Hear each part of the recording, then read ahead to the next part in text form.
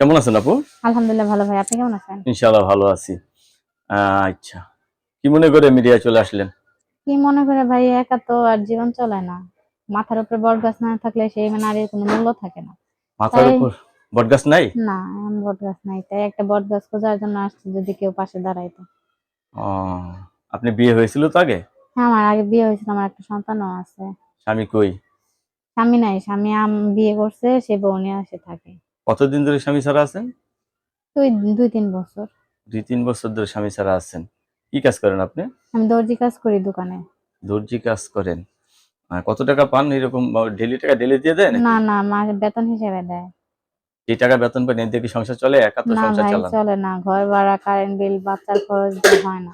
হয় না, না? না, একজন লগের লোক থাকলে সহযোগিতা হয়। একটু হালকা সহযোগিতা হইলেও আমার একটু ভালো হয়। অনেকে তো বউ চলে গেছে, বউ মারা গেছে, এই সমস্ত পুরুষরা যদি আপনার প্রেমে ক্রাশ খেয়ে যদি আপনাকে ঘরে তুলতে চায়?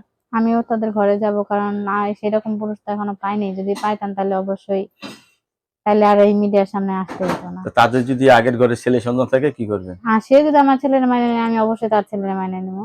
আপনার ছেলে বয়স কত? 4 বছর। 4 বছর বয়স। এমনি কি মাদ্রাসায় দিচ্ছেন নাকি হ্যাঁ, বাসায়? মাদ্রাসায় দিছি, না দিলে তো কাজ করা যায় না। ছেলে সাথে নিয়ে তো আর। ছেলে পিছনে কত টাকা খরচ আছে? মাসে 2,000 টাকা আছে। 2,000 টাকা। ওই 2,000 টাকা বাদ দিয়ে আপনি সংসার করছো? হুম। তাহলে তো দেখা যায় খুব কষ্ট আছেন স্বামী ছাড়া। হুম। ফ্যামিলিগত ভাবে বিয়ে দিছিল আগে নাকি? না, আমি রিলেশন করে বিয়ে করছিলাম, কিন্তু আমি জানতাম না যে সে আর একটা বিয়ে করছে আমাদের বিয়ে করার আগে। পরে জানতে পারছেন? পরে জানার পরে আমি আর তার সংসার করিনি। ডিভোর্স হয়েছে তো? হ্যাঁ।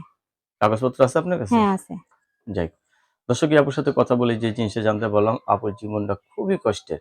তো আপু নতুন করে সংসার করতে চাচ্ছে। নারীর জীবনে যদি পুরুষ না থাকে, নারী খুবই বেকায়দায় পড়ে যায়, না? হুম। আপনার কাছে ধন্যবাদ আমার চ্যানেল সময় দেওয়ার জন্য।